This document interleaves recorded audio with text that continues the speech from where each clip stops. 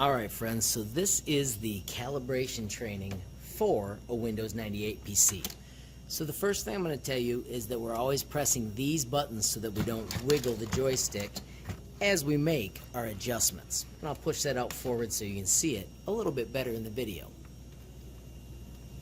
The app that we're going to launch on my computers is right here in front, and then we're going to choose Properties, and we're going to do Settings, and we're going to do Calibrate.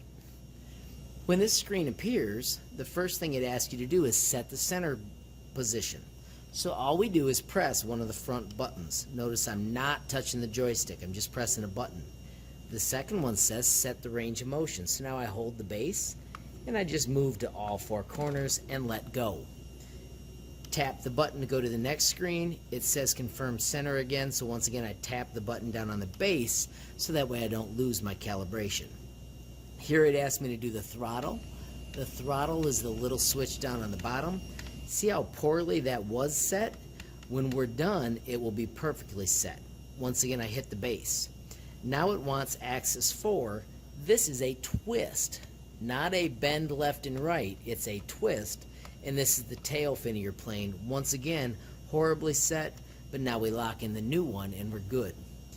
This is the hat. It wants us to just push up and then press enter on the keyboard, right, enter, down, enter, and left, enter.